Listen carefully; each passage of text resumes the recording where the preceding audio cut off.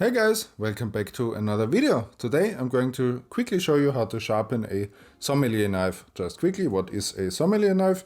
It is basically a combination tool that has a little, usually serrated knife on the back to cut off the capsule off of a bottle of wine, so just like this.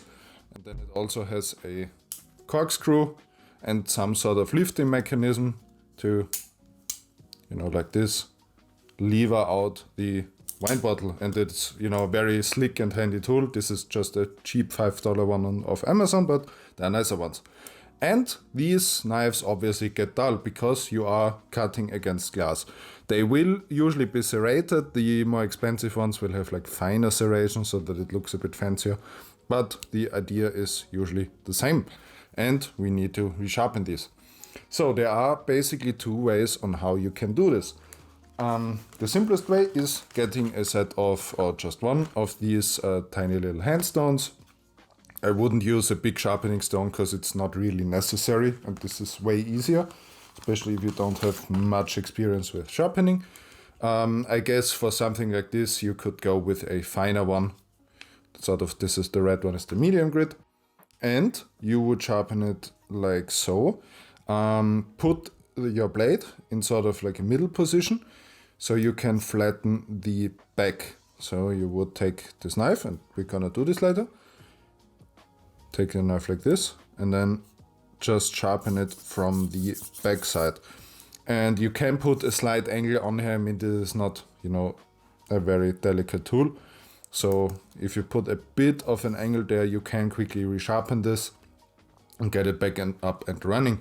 If, however, your serrations are gone, so if you have an older tool perhaps that has been sharpened a lot, you can get one of these folding, this is one from DMT, same company as the other one, and these can be used.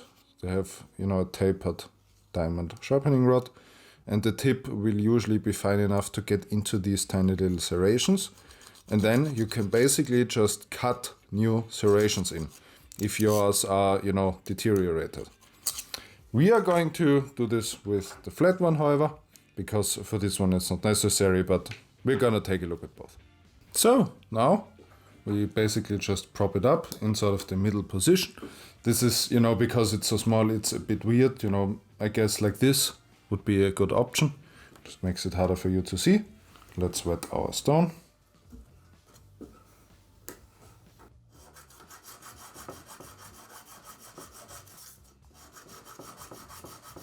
When you feel that you have good contact all the way, you can kind of lift your stone up a little bit to just make it faster.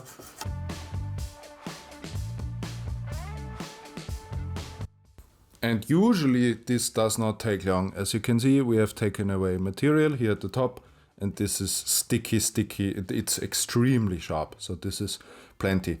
I mean, if yours is a very expensive one, then obviously you could even use a finer one, and then use something like this leather strop here to polish it. Put some pressure on it just to make it look nice. Obviously this can be very fancy tools, and then it's not even only about the sharpness but also about the looks, and this makes it sort of blend in. But let's see how we can cut in new serrations if that is necessary for you.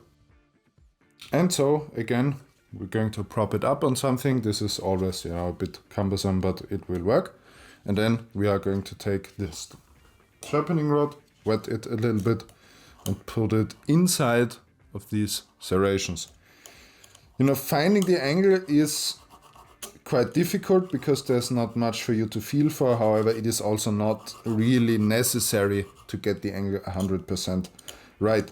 Just do a few passes, obviously cut them in as much as is necessary for your tool, and then just periodically check and feel very carefully if they feel sticky and sharp. If you sharpen them a lot and they still don't feel sharp, chances are that maybe you need to put a little bit more angle in, because what can happen is that you basically just cut them in to the back. You give them a good relief. However, you're not actually sharpening it. To do this with a hand tool takes a long time.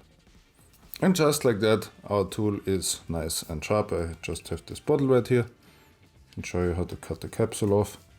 This is obviously already opened and empty, but this is the way you would do it. Just score it around.